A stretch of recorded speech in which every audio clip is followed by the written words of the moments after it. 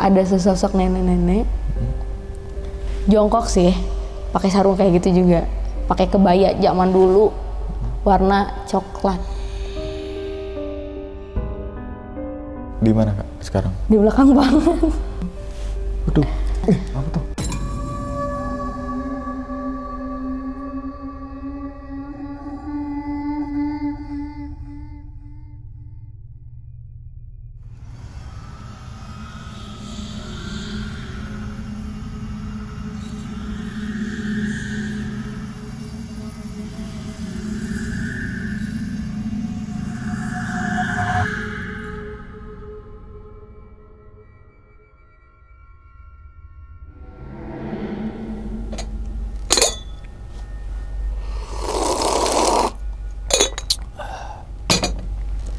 Assalamualaikum warahmatullahi wabarakatuh. Kembali lagi bersama gue Sumar Adiwijaya atau biasa dipanggil Umang dalam segmen Ngopi Horor. Ya teman-teman semua, pada video kali ini nih atau pada kesempatan kali ini lagi dan lagi gue tidak akan membawakan sebuah cerita dan namun menghadirkan narasumber yang tentunya mempunyai pengalaman mistis ataupun pengalaman horor.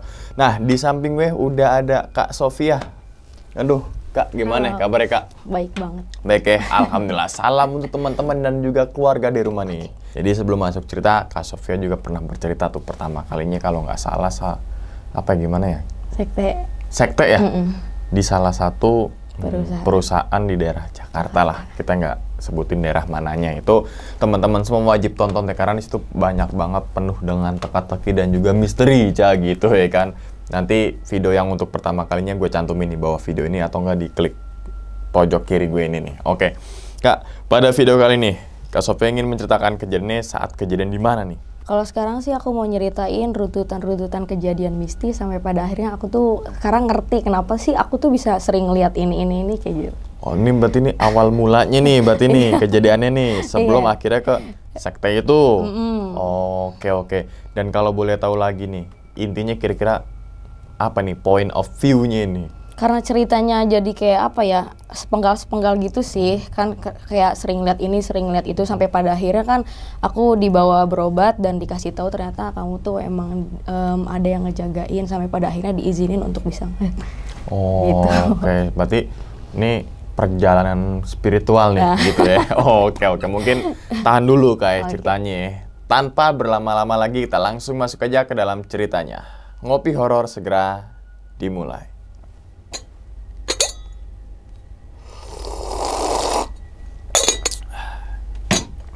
Sikat.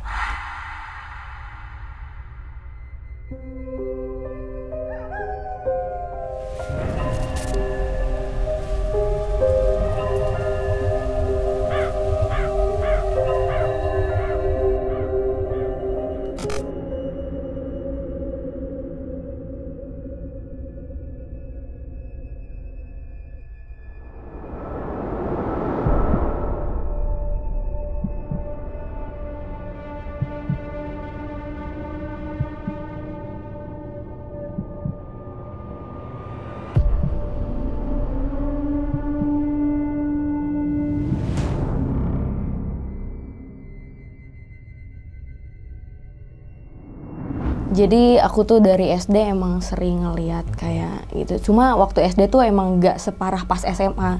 Nah dari SD tuh waktu itu sempet ya, waktu itu pas aku masih kecil, mungkin sekitar umur 6 atau 7 tahunan kira-kira, aku sama ibu aku tuh lagi di kebun gitu berdua. Actually cuma berdua di situ tuh. Nah dan tiba-tiba aku tuh dengar suara perempuan nangis. Kayak kayak gitu-gitu kan. Nah lama-lama tuh makin lama makin kedengeran jauh. Nah suara itu tuh katanya kalau semakin jauh suaranya kedengeran, dianya tuh semakin dekat.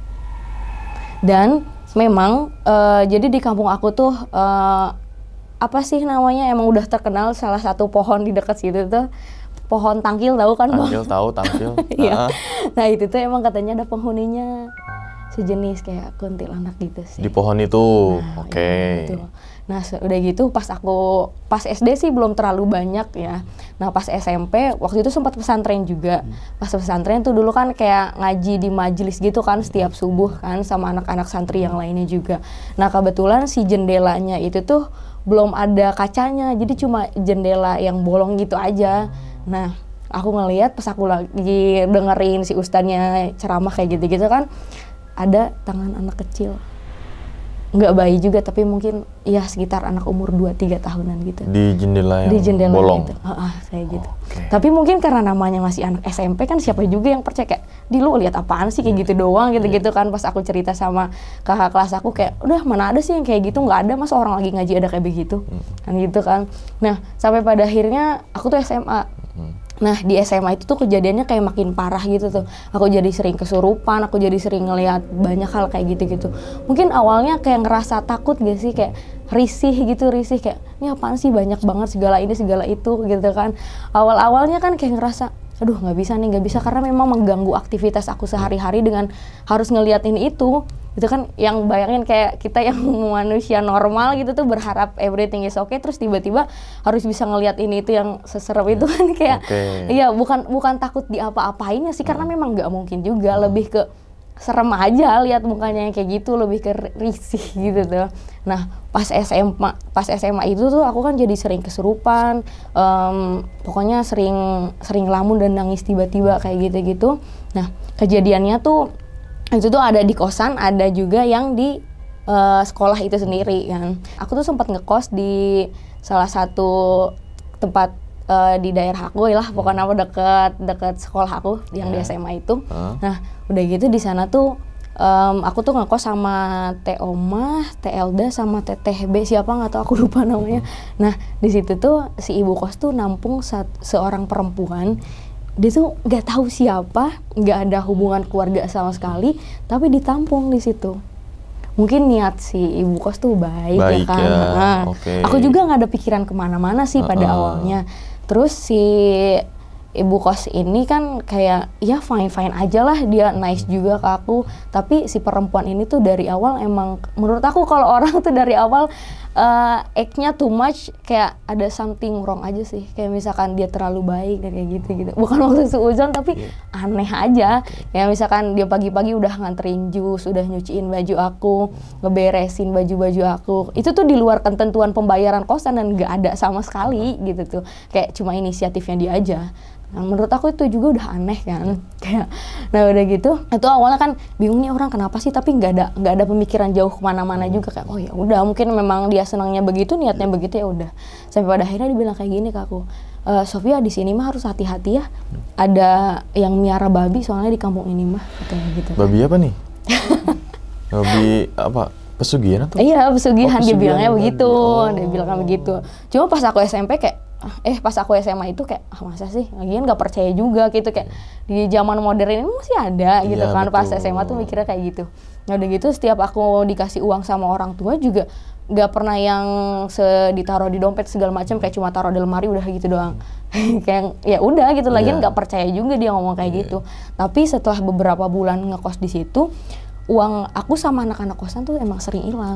Di kosan itu? Iya, tapi kalau pas aku bilang ke si ibu kosnya, ibu ini uang aku hilang kemana ya? Dia tuh kayak no comment gitu.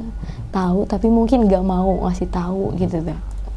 Nah dan uangnya si Teteh B ini juga kan hilang ya. Juga HP-nya. Sampai HP kalau dia tuh. Sampai pada akhirnya waktu itu ada momen dimana pokoknya kamar aku tuh tiba-tiba bau. Nah si Teteh Omah sama Teh Elda ini kan pindah ke kamar aku. Nah di kamar aku tuh kayak ada bau sesuatu gitu.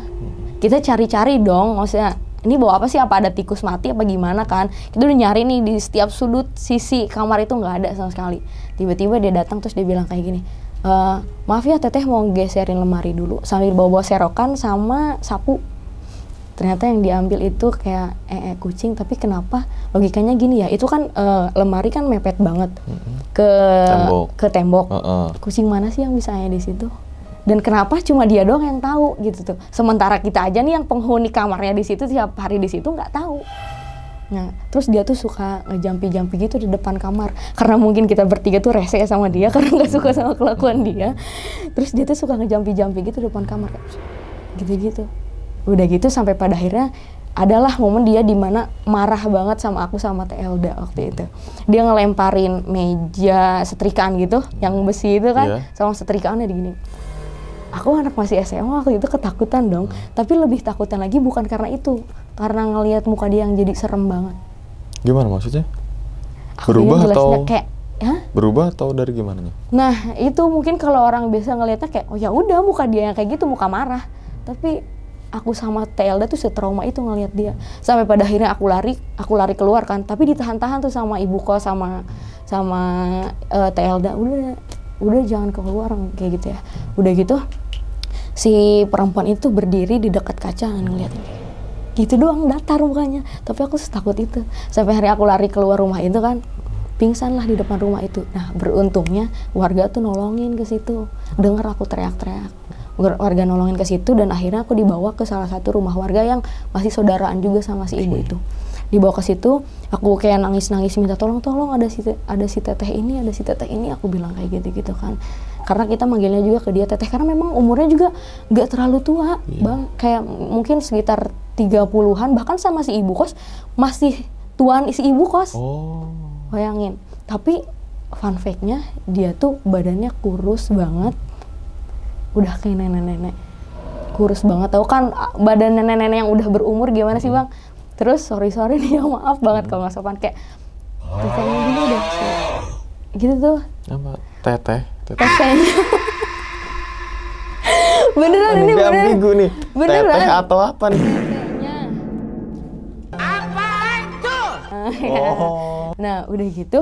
Awalnya tuh aku nggak mikir kemana-mana juga gitu kan, oh ya udah mungkin dia emang umurnya udah tua. Pada awalnya aku mikir gitu, sampai pada akhirnya si salah satu teteh kosan aku ini, entah Teh Elda apa Teh Oma gitu yang nanyain, ternyata umur dia tuh nggak beda jauh sama si ibu, tapi lebih tuaan si ibu kos gitu tuh. Nah sampai akhirnya aku dibawalah ke rumah warga itu kan, Teh Elda juga dibawa ke rumah warga. Teh Elda sama aku ketakutan kayak orang yang trauma gitu. Ya kayak teriak-teriak langsung, takut sama si teteh ini, takut. Bahkan ketika lihat kamar yang gelap pun, itu ada si teteh itu, langsung kayak gitu.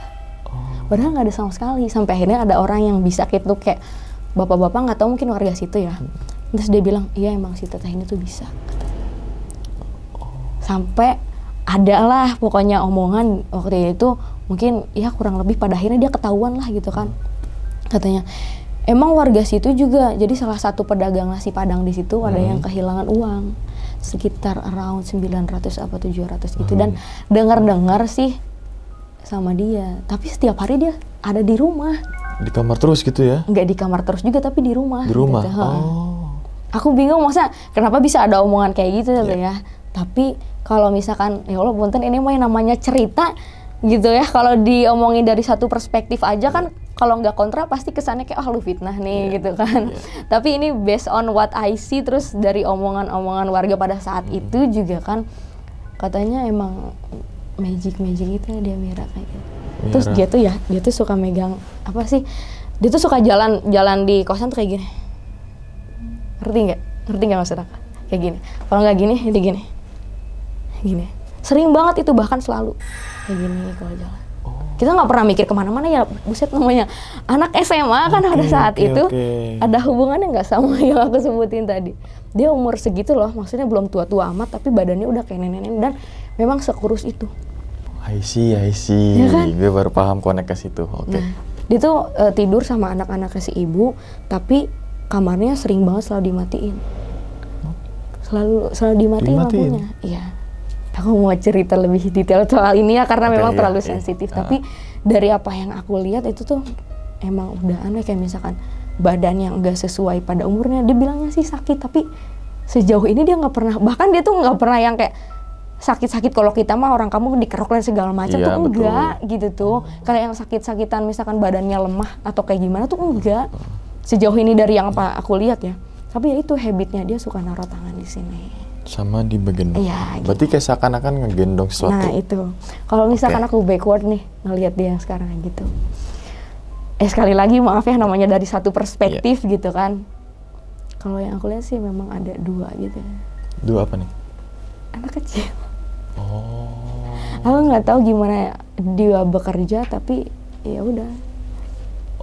Aku nggak tahu dia itu sejak kapan juga. Iya. Cuma ya gitu. Sampai pada akhirnya itu tuh aku bener-bener jadi trauma. Sampai pada akhirnya kan malam itu kan itu kejadiannya sore. Malamnya langsung dibawa pulang ke rumah, dan sepanjang jalan aku selalu ngomong, ada si teteh ini, si teteh di mobil. Padahal situ ada orang tua aku dan segala macam. Ada si teteh itu di jalan, ada si teteh. Saking kayak gitunya. Maksudnya gini loh, secara kekerasan aja aku nggak diancam untuk dibunuh segala macam pun enggak gitu tuh. Tapi kenapa bisa setraumatis itu ngelihat dia?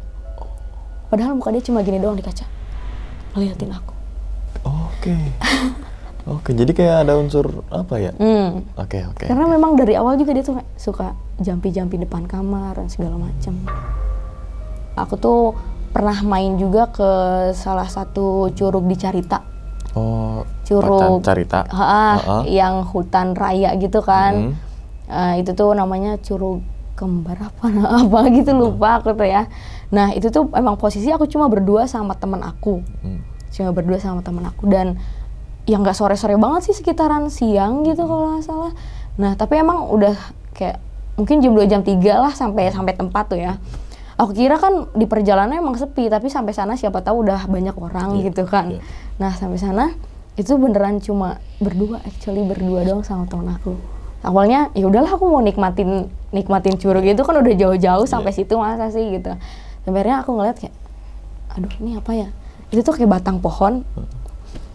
Itu nggak ada pohonnya, cuma kayak batang pohon yang udah ditebang gitu tuh bang. Oke, nggak ada daun-daun. Gitu. Itu pun juga batang pohon yang kecil, nggak yang gede, pohon gede seram kayak gitu, nggak sama sekali. Pas aku lihat, kok langsung mepet dong ke teman aku. Kayaknya kita harus pulang deh, aku bilang gitu ya. Cuma nggak ngomong tuh pada saat itu karena ya takut juga kan, apalagi tuh pas awal-awal. Kayaknya kita harus pulang deh. Loh kenapa? Enggak, pulang aja ya, aku bilang gitu kan. Terus ngeliat itu tuh bentukannya perempuan, rambutnya pendek segini, umurnya mungkin sekitar ibu-ibu 50 tahunan, badannya tinggi, sama pakai kebaya merah marun, panjang, kebayanya panjang, tapi pakai apa sih, kayak sarung-sarung kayak abang, apa namanya? Tapi yang perempuan iya, sih, nah itu. Kayak gitu, segini, dia cuma diem kayak gitu, nggak ngapa-ngapain. Di pohon yang nggak ada daun itu? Bukan di pohonnya, lebih ke yang jadi pohon, yang ngerti gak sih? Oh, yang jadi pohonnya. Kayak paham. Nah, kayak gitu. Aduh, kayaknya nih kita pulang aja deh gitu. Itu tuh dari apa ya? Dari tempat itu tuh nggak ada yang aku lihat, cuma itu doang. Itu pas di akhir.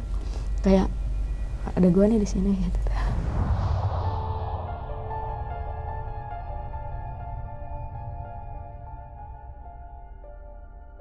Di satu sisi juga kan waktu itu sempat pergi ke Gunung Banglayang kan ya waktu itu. Awalnya ya udah fine aja, sampai akhirnya aku notice sama satu hal. Pas kita lagi nanjak nih, dia di pinggir temen aku banget. Temen aku lagi benerin sepatu kalau nggak salah, temen cowok kan. Udah gitu, dia tuh kayak pakai baju apa ya? Hijau sage kalau nggak salah. Hijau sage, Idul Fitri kemarin. Hijau sage. Tapi lebih gelap kayak gitu tuh. Nah, kayak gitu bang. Mana yang?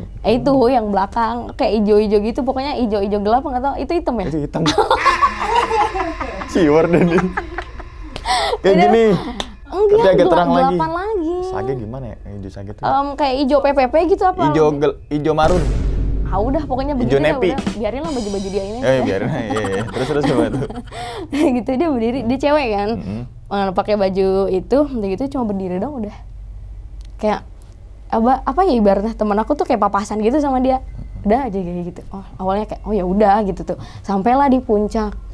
Di puncak tuh emang ada sih beberapa yang diem di atas pohon gitu kan. Apa di atas pohon, lebih ke kayak apa ya? Dibilang genderuwo pun juga lebih mirip apa ya, kayak badannya lebih kurus. Kalau genderuwo kan lebih kayak gini ya. Itu badannya lebih kurus, tapi rambutnya memang sama acak-acakan gitu kan. Terus aku juga notice sama ada beberapa anak kecil juga di salah satu pohon di situ. Yang di bawahnya sih, cuma dia lagi pada main-main gitu, kayak oh ada, oh ya udah gitu. Karena itu tuh udah mulai kayak terbiasa gitu tuh dengan kehadiran mereka, kayak oh ya udah gitu tuh. Sempat juga waktu itu pas aku nginep di rumah temen, nah rumahnya tuh ngelewat makam.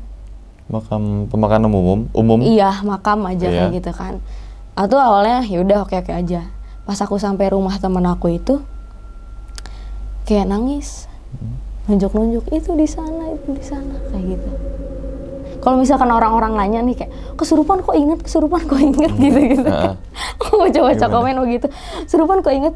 Gimana aku jelasinnya? Tapi memang nggak sepenuhnya inget banget ya.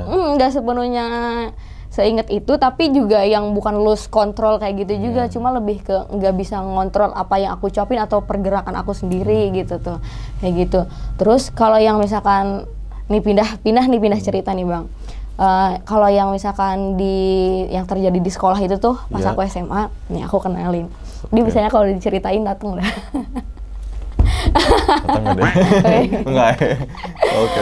Berarti ini mau menceritakan pas di SMA. Nah, pas di SMA yang aku jadi sering kesurupan dan segala macem. Oke. Kayak gitu nih. Itu kan ini kan masih proses sebelum aku berobat nih. Nah, belum. Udah gitu. Nih pas aku SMA itu kan awal-awal tuh sekitaran kelas 2 SMA gitu pas parah-parahnya. Jadi ada ibaratnya sesosok yang eksis lah di sana gitu tuh, paling terkenal lah nama dia gitu kan. Terkenal dalam artian dia punya ranking apa gimana? Dia punya apa ya, pokoknya dia tuh famous aja gitu di sekolah tuh. Oh ada si ini gitu tuh. Tapi sosok. Urban gitu. legend. Iya mungkin dibilangnya kayak begitu kan. Sampai pada akhirnya kan aku ngerasa penasaran, emang ada gitu tuh.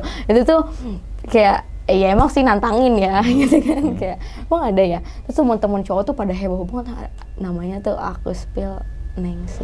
Siapa? Nengsi. Kita bilang dulu ya. Iya.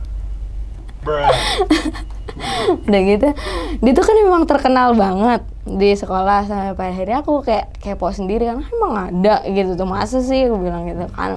Cuma enggak yang aku nantangin ke teman-teman aku yang bilang ada ya gitu. Cuma langsung dari tindakan aku sendiri yang nyari dia gitu tuh. Kayak waktu itu sempet aku ke toilet, kan dia emang tempatnya tuh di toilet. Teman-teman aku sih bilang ada tiga sosok gitu kan. Tapi yang paling famous tuh dia sendiri kayak gitu tuh. Sampai akhirnya aku nyari kan di situ. Aku ke toilet sama teman aku, biasalah cewek kan kalau ke toilet bareng sama teman diantar gitu tuh. Nah teman aku tuh nunggu di depan kan. Aku masuklah ke toilet. Nah pas aku lagi pipis udah gitu, aku kayak dengar suara nyanyi gitu bersenandung. Enak banget suaranya sumpah. Kayak dia nyanyi apa, lagu Sunda atau gimana? Enggak, kayak bersenandung aja. Kayak gitu tuh. Nah aku dengerin tuh awalnya kayak oke. Pas itu aku tuh awalnya nggak notice sama ini si Nengsi gitu. Lebih ke aku nanya kan ke temen aku langsung keluar kan pas lagi pipis itu. Namanya Lia kan temen aku. Dia mana nyanyi kata bilang kan. Enggak, siapa yang nyanyi? Aku langsung kabur dong, ninggalin dia di situ sendirian. Udah gitu pas sampai kelas, mana nyanyi tadi? Dia bilang tanya lagi kan. Enggak, terus kenapa? Kata dia bilang. Tadi ada yang nyanyi anjir gitu. Terus udah aja tuh. Selang berapa lama tuh kan dari kejadian itu, aku pipis lagi lah sendiri. Nah, si atapnya tuh kan bolong.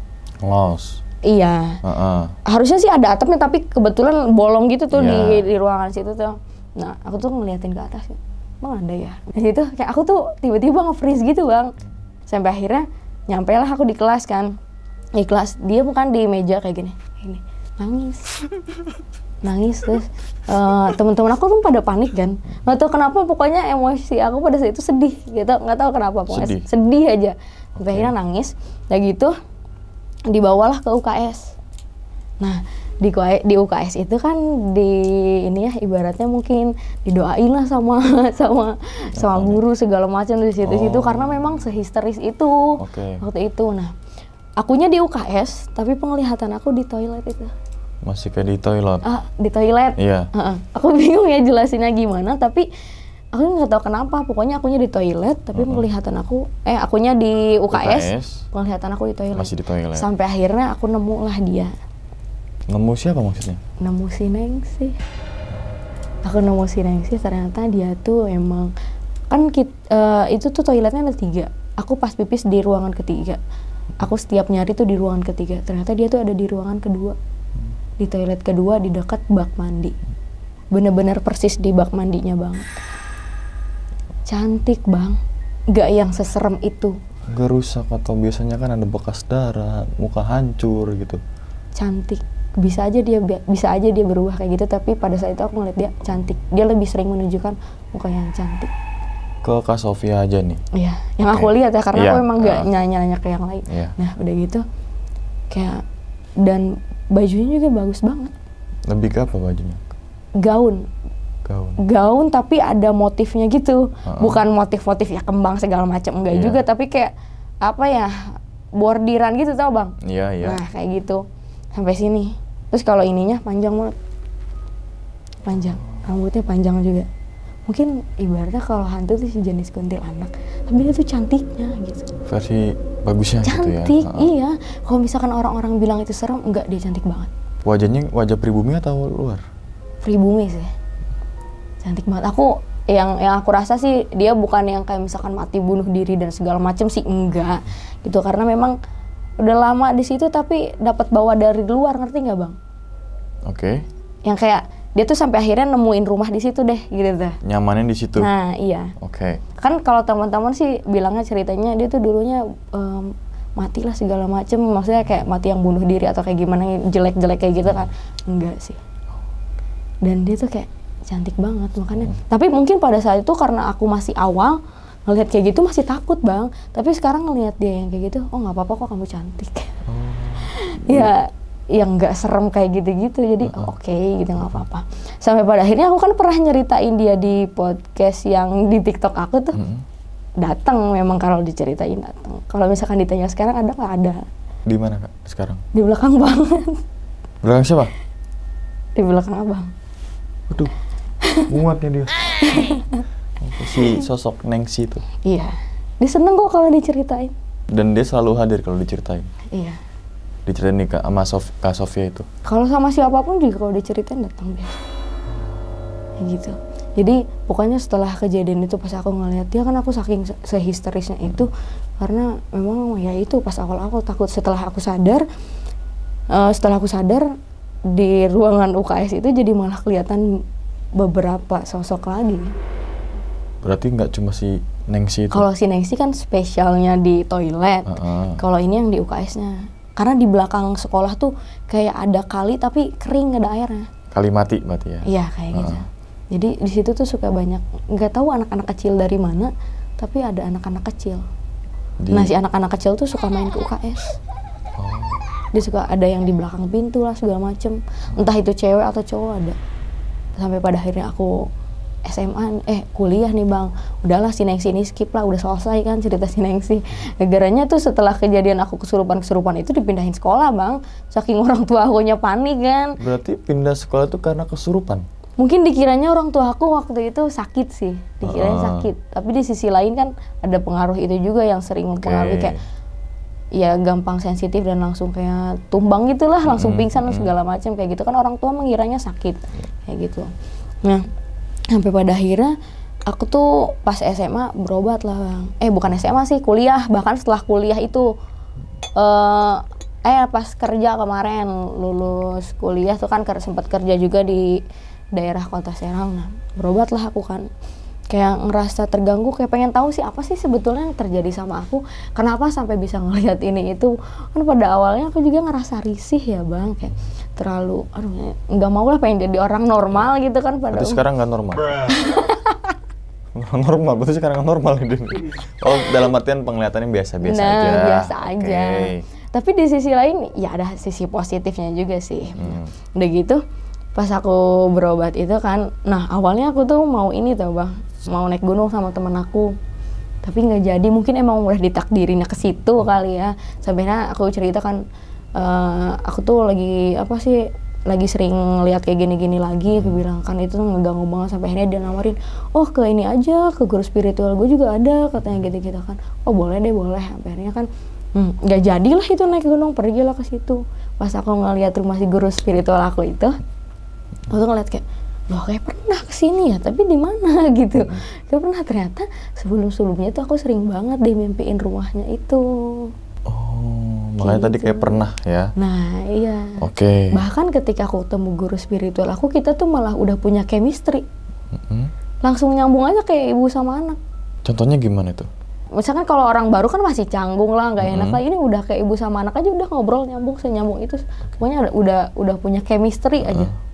Karena itu mungkin dari mimpi, sering dimimpiin rumahnya lah, sering dimimpiin kayaknya mungkin ibarat dikasih petunjuk biar lo harus kesini deh, tapi belum ada linknya ibaratnya tuh Bang. Oke. Ngerti nggak? Nah sampai pada akhirnya kan si anak, bukan anaknya sih, kayak saudaranya si guru spiritual aku kan nanya, kamu gini-gini ya dulu gini-gini, karena biasanya kan orang yang bisa ngeliat itu tahu, biasanya ngerti kan Bang. Kayak, nah udah gitu nggak tahu kenapa yang di aku tuh ngerasa emosi gitu, nggak nyaman sama pertanyaannya dia, nggak nyaman sama apa yang ada di belakangnya dia.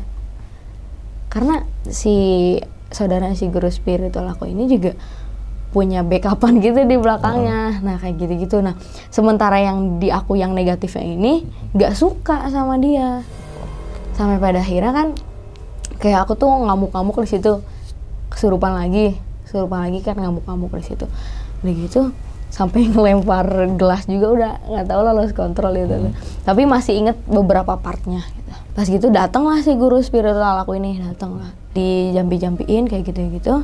Udah gitu aku tuh ngeliat ada sosok kayak apa ya dibilang kiai mungkin ya, kayak emang ada sorbannya sih, ada dua gitu, ada yang pendek sama ada yang tinggi. Terus aku tuh ditanyakan sama guru spiritual, kamu tahu nggak ini siapa? Siapa? Ini. Aku nunjuk pakai kaki, siapa? Ini. Aku bilang gitu kan. Nggak boleh gitu, nggak sopan katanya. Kayak gitu. Udah gitu, aku tuh nggak tahu, awalnya aku nggak tahu dia siapa. Sampai pada akhirnya pas udah sadar diceritain lah. Itu tuh buyut kamu tahu, yang selama ini ngikut sama kamu. Mungkin kalau orang yang bisa lihat dia ada di belakang. Dan rupanya tuh kayak, tahu kan baju PPP Partai Persatuan, nah hijaunya tuh kayak begitu. Nah, jubah gitu. Kalau yang satu lagi yang tinggi itu bajunya putih. Jadi dua sosok ini tuh emang selalu ikut sama aku kayak gitu. Makanya itu salah satu alasan aku bisa punya rasa sensitif lebih. Ya. Aku nggak tahu sih kalau misalnya ngejelasin secara detailnya kenapa dan gimana. Tapi kalau kata guru spiritual aku sih kayak begitu. Nah sampai pada akhirnya di pengobatan yang kedua kalinya aku datang ke situ, aku kan kesurupan lagi, ditanya-tanya lah lebih detail, ini siapa, dari mana, kayak gitu-gitu. Nah ternyata pokoknya pas aku kesurupan itu tergambarlah tempat pemandian di salah satu daerah aku. Pemandian apa nih? Mata air gitu. Bukan wisata ya? Wisata. Oh wisata juga? Iya. Oke. Udah gitu ternyata dia ada sosok perempuan, anak kecil. Dibilang anak kecil sih juga enggak ya, dia tuh umurnya udah tua, tapi dari tingkah dan postur badannya anak kecil. Kayak anak kecil yang nggak pernah dewasa. Oke sih. Nah kayak gitu. Dia tuh emang sering nampakin ke aku ya dari zaman aku kuliah dan segala macam. Tapi lebih seringnya nampakin kayak sesosok kuntilanak kayak gitu. Sampai akhirnya aku tahu bentuk aslinya kayak gimana, kan sosok aslinya kayak gimana. Pas waktu itu aku lagi di kosan, lagi ngaca banget. Udah kayak film-film horor dah. Lagi ngaca banget begini. Di belakang kan ada kipas angin. Aku lihat gini. Dia berdiri di situ di dekat kipas angin banget, bahkan di kipas anginnya. Di kipas anginnya? Iya. Untung aja ya nggak hancur tuh dia dikit. Gedek kayak gitu. Iya.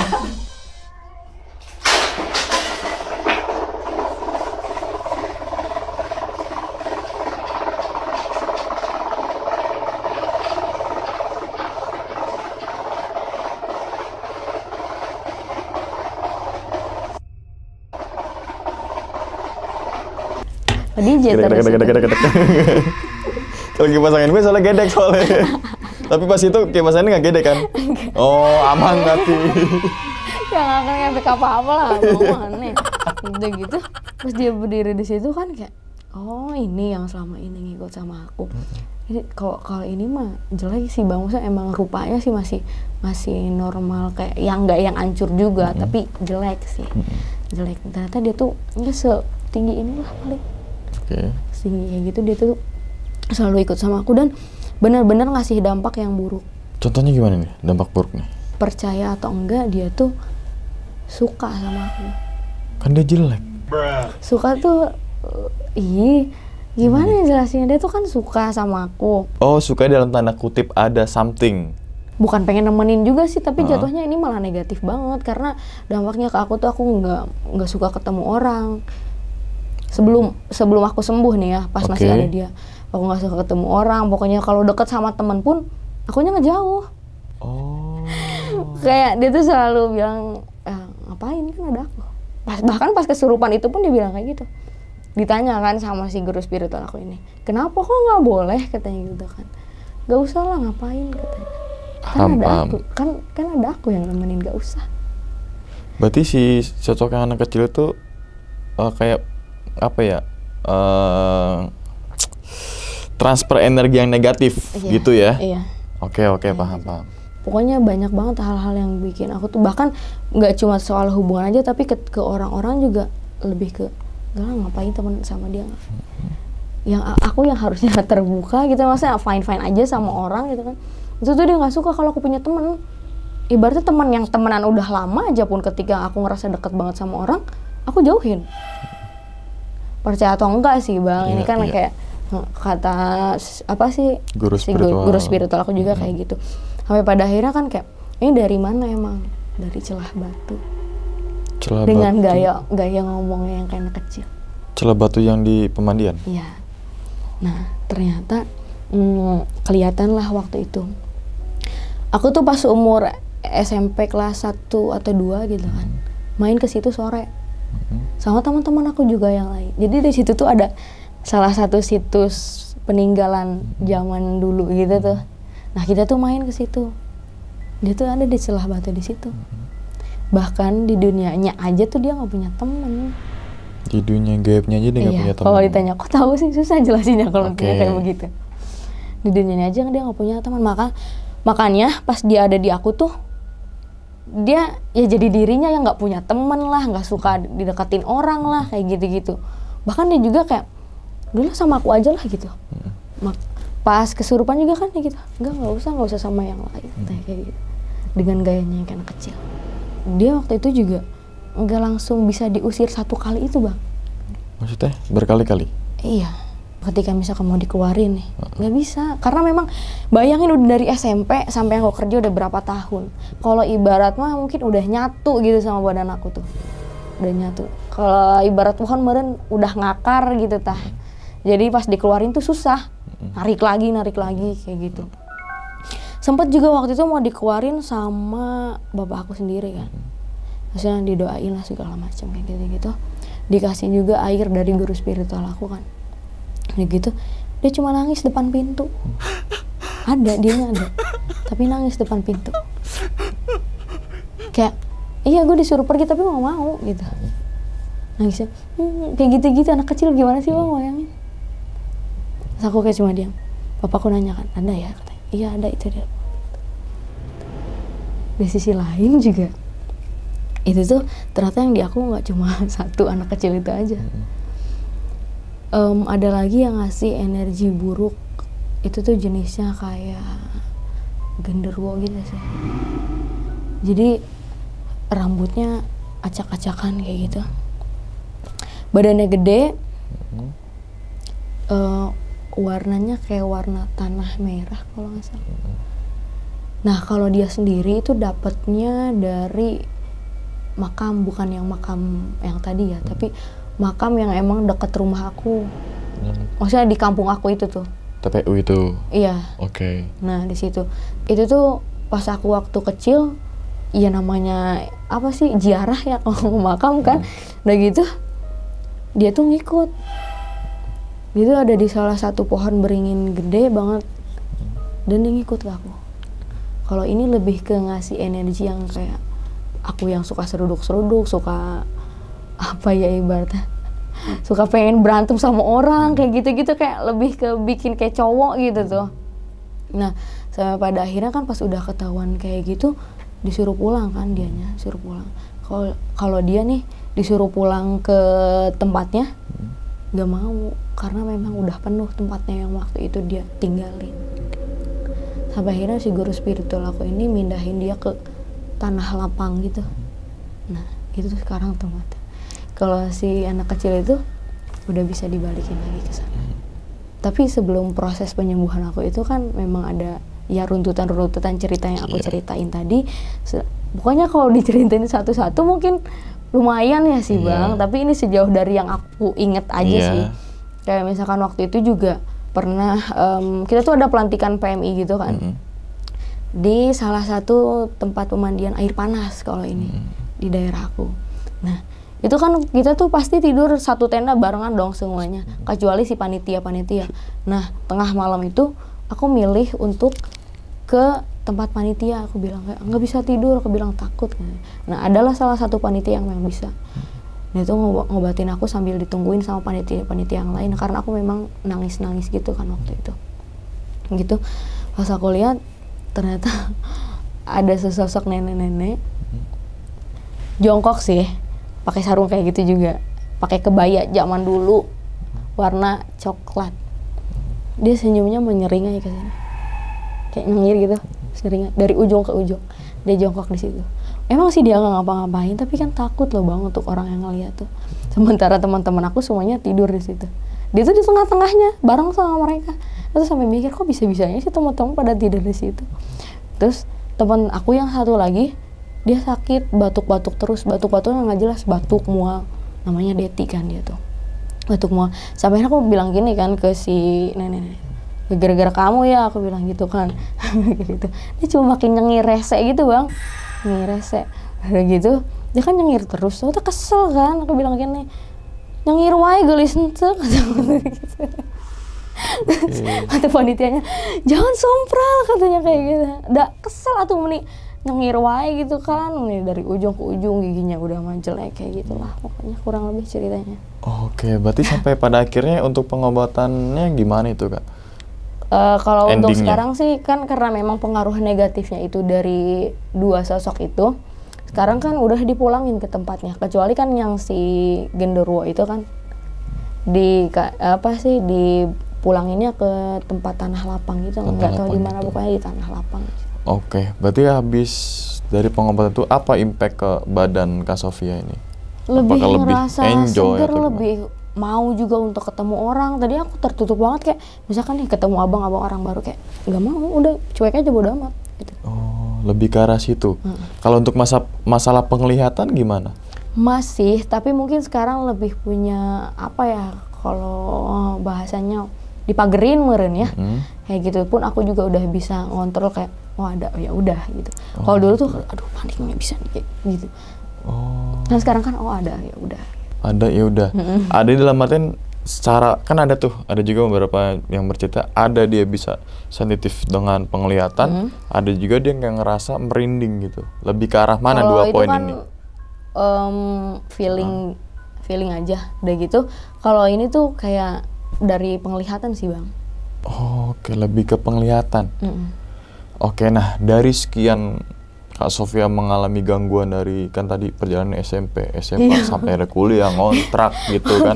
Iya. Menurut Kak Sofia, yang paling nggak bisa dilupain dan ini kayaknya parah dalam artian nyerang ke fisik, nyerang ke psikologis, kejadian di saat di mana? Ya yang SMP kemarin. Soalnya itu jujur ya kayak masih trauma gitu kalau diinget Bang, apalagi kan kita sampai bisa ya gimana ya ngelihat dunia yang kayak gitu, masuk ke sukmanya dibawa ke sana kan kayak takut juga. Itu makanya pas kalian harus nonton banget deh pokoknya. Kalau di spill di sini susah nanti bingung ceritanya. Oke, susah kan? Dari awal lagi pokoknya yang klik aja di sini. Nah, gitu kan. Oke. Iya. Nah, terus Kak, gue sempet tadi Kak Sofia bercerita mengenai yang satu kosan ya sama si Teh itulah ya, gitu kan. Itu kan dia ngegendong kayak depan dan belakang. Terus tadi Kak Sofia sempat menyebutkan kalau si itunya agak turun gitu ya. Nah, berarti kita berasumsi apa mungkin si Teteh itu dia kayak melihara suatu tuyul. Kita berasumsi. Iya, berasumsi begitu mungkin ya, karena namanya dari satu perspektif. Iya, mungkin nggak? Mungkin. Karena kan kalau gue lihat dari film-film ya kan kayak gitu tuh ya. Soalnya kan umurnya nggak terlalu tua. Enggak. Gitu kan, tapi dengan logat yang kayak gitu gitu. Tapi entah itu apalah, kita nggak bisa menyimpulkan kan, iya, kita kan betul. perspektif aja Betul. gitu, bukan untuk menuduh atau apapun Iya. itu gitu. Oke. Terus kemudian yang tadi gue sempat menarik perhatian si Nengsi ya. Oke, Nengsi hadir. Enggak. Bohong, Neng. Ya. Apa dia seneng Ya. Seneng Oke. dia. Tadi kan sempet dia lebih ke toilet di ke toilet. sekolahnya sekolah. Kak Sofia saat itu. Oke. Nah, si Nengsi ini nampilin wujud cantik, rupawan dan lain sebagainya dari penglihatan Kak Sofia, atau mungkin ada temannya Kak Sofia yang melihat yang serupa wujud si Nengsi ini. Kalau dari cerita teman-teman aku sih, mereka lihatnya kayak ya udah sejenis kuntilanak aja, kayak gitu. Kalau aku sendiri sih, ya mungkin lebih detail gitu tuh, lebih detail. Kalau mereka mungkin kayak dari omongan-omongan dari cerita-cerita yang heboh pada saat itu, ya udah jenisnya kuntilanak, anak sekolahan yang jadi kuntilanaknya dulunya meninggal gara-gara entah bunuh diri apa karena kecelakaan kayak gitu, nggak tahu. Oke, berarti sampai detik ini si Nengsi ini ikut ke Kak Sofia atau emang dia tiba-tiba hadir atau apapun itu? Dia itu kalau tempat tinggal masih di sana sih. Di sana? Iya, di toilet itu. Tapi kalau misalkan siapapun yang nyeritain dia datang. Dia tuh nggak tahu kenapa pokoknya. Sorry, nyeritain ya, bukan nyebut namanya. Menyebut namanya. Oke, kalau ada teman-teman semua yang namanya sama, jangan ntar. Oke, berarti historical dari Nengsi ini dia nggak tahu itu siapa, Nggak tahu. dulunya kayak gimana. Tadi juga wajahnya juga wajah pribumi, bukan biasanya kan ada yang dari noni Belanda Iya, dan sebagainya betul. gitu kan. Berarti sempat ngobrol gak mungkin sama petugas sekolah? Nggak pernah sih, kayak merasa nggak penting juga nanyain Iya kayak ya? gitu. Oke, berarti sampai saat ini nih, detik ini kita podcast, si Nengsi menampilkan wujud terbaiknya dia. Iya, cantik. Cantik. Gaunnya masih sama itu Masih aja. sama. Pernah nggak suatu saat ketika Kak Ganti Sofia baju. enggak loh. Ganti baju yang Kang gaunnya susah tadi jahit ukurannya gitu kan. Gajinya repot. Iya. Pernah nggak ketika saat itu Kak Sofia main terus tiba-tiba nyeritain nih Iya, ini sama teman Kak Iya. Sofia, terus juga teman Kak Sofia juga sensitif dalam hal itu, terus dia melihat tapi wujud yang diperlihatkan ke teman Kak Sofia yang sensitif ini, dia menunjukkan rupa yang hancur dan sebagainya. Sejauh ini sih teman-teman aku jarang ada yang bisa ngelihat kayak gini, tapi lebih ke ngerasain. Aku paling nanya, ada nggak? Ngerasa nggak? Aku bilang, iya merinding. Abang ngerasa nggak? Oke. Berarti ya udah, masalah Nengsi juga tadi kita kulik juga belum dapet tuh teman-teman semua, karena emang Kak Sofia juga emang nggak tahu nih ya si sosok Nengsi ini dulunya apa, kenapa dia kok betah di sekolah itu, apa dia tinggal kelas atau enggak di DO aja sekalian gitu kan, biar nggak jadi siswa abadi gitu kan. Kayak gitu parah lu. Oh jangan deh. Temen gue itu bang. Temen gue juga ada juga sih nama itu. Iya. Iya, sama juga. Teman gawean gue dulu di Kerawang tuh ada tuh. Oke, nah kemudian kan Kak Sofia sempat di Ruqyah jatuhnya ya. Iya. Pengobatan itulah. Iya, Kita bilang Ruqyah. Berapa kali? Masih keinget Kak? Round 5 kali. 5 kali. Nah, dari Ruqyah yang pertama, kedua, ketiga, keempat, kelima, itu pasti ada perubahan dari diri Kak Sofia. Dari awal kan pas dimandiin kayak air Banten gitu juga kan menggigil ya. Padahal yang waktu itu sempat yang dicita-citain ya, sekte itu karena ya. itu juga pas proses itu juga kita dikasih air itu juga untuk mandi, untuk minum. Bahkan pas minumnya pun rasanya kayak bukan air, nggak tahu. Kayak bukan air. Pahang tau nggak? Pahang apa teh? Apa ya namanya, nggak enak lah pokoknya pas aku minum. Makanya sampai minum sedikit-sedikit kesini pun juga nggak ketelan. Pahang tuh kayak nggak enak ya? Nggak enak lah pokoknya. Pawai ya? Panas bukan. Nggak enak kok panas. Kayak ini tawai apa sih? Tawas. Iya meureun ya, tawa. Apa Meureun sih? cenah eudeung Nggak tahu lah, pokoknya begitulah ya. Tanya ho.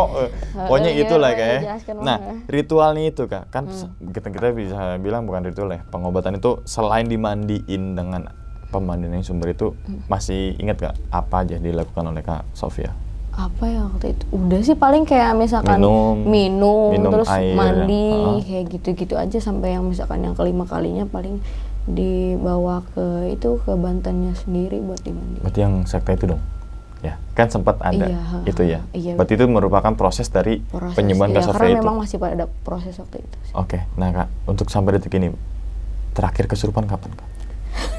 Kan tadi kan Kak Sofia sempet SMA Iya, tadi. betul. Ini kan itu kan apakah dari hasil pengobatan ruqyah itu memberikan Kak Sofia kayak gue udah nggak gampang kesurupan betul. gitu. Terakhir kesurupan kapan ya? Tapi selain itu yang aku ingat paling yang itu aja sih, yang pas sekte itu. Pas Sukma akunya masih dibawa. Kayak gitu yang linglung itu udah terakhir. Jadi pun misalnya sekarang ketika misalkan ada yang mau masuk udah bisa nahan gitu. Kalau dulu kan masuk udah masuk. Ngelos gitu. Baik gitu ya. Cenah silakan atuh nyaho gitu kan ya. Kalau sekarang mah lebih ke bisa nahan lah pokoknya. Bisa nahan. Berarti perubahan dari proses ruqyah itu secara kerasa banget lah. Kerasa banget gitu ya. Dan ruqyah ini ruqyah secara Islam ya. Iya. Kalau misalkan jenisnya kayak gitu tuh nggak diizinin juga sama orang tua. Makanya pas awal aku bilang, "Pak mau berobat nih ke sini," tanyain dulu ini jenisnya kayak gimana segala macam kayak gitu-gitu. Jenis apa nih? Ya, jenis ruqyahnya kan kebanyakan nih kayak, "Nih ngobatin," tapi kan di belakang itu Oke. Ada yang kayak sempat viral yang itulah ya, yang dia ini ternyata adalah trik magic yang gitu kan. Gue juga bisa kayak gitu mah gitu kan. Dengan trik-trik kayak gitu yang bisa kalian beli alatnya di marketplace warna oranye, warna hijau gitu kan, banyak gitu kan. Iya. Tapi ini emang ada cara Islam yang nggak melebar jauh gitu ya, gitu kan. Oke. Kak, gue minta pendapat lo nih, atau mungkin apa hikmah yang Kak Sofia dapat ini saat proses tadi ya, sampai akhirnya tadi kayak kebuka dalam artian penglihatannya, ngerasain juga kesurupan sampai akhirnya mengambil jalan keluar untuk diruqyah gitu. Apa hikmah yang bisa Kak Sofia ambil dalam perjalanan hidupnya Kak Sofia? Kalau aku sendiri sih mungkin untuk orang-orang yang awam ya, kayak kalau misalkan pergi kemana-mana ya punten-punten dulu, bismillah dulu gitu kan. Takutnya yang kita kan nggak ngerti gitu tuh, apalagi yang nggak ngelihat. Kalau orangnya langsung selonong-selonong baik kan mungkin dia ngerasa nggak dihargain segala macam, kayak ini siapa nih datang-datang nih gitu kan ke rumah gue gitu kan. Nah kalau yang misalkan nggak tahu ya paling baca bismillah aja kayak gitu. Kalau untuk aku sendiri sih ya hikmahnya pasti banyak banget lah. Banyak banget. Salah satunya nih. Jangan salah banyak, salah satunya aja. Kira-kira. Iya, jadi lebih mendekatkan diri ke Allah juga, terus bisa untuk kontrol diri sih. Maksudnya kayak ya harus bisa open juga sama orang baru. Kan dulu pas masih ada si anak kecil itu kan setertutup itu kan, itu juga hal yang nggak baik, apalagi untuk ketemu orang baru kayak ini apaan sih orang dekat-dekat kayak gitu-gitu. Ternyata orang yang dekat-dekat itu ada maksud dan tujuan tertentu. Lain cerita itu kan. Oke.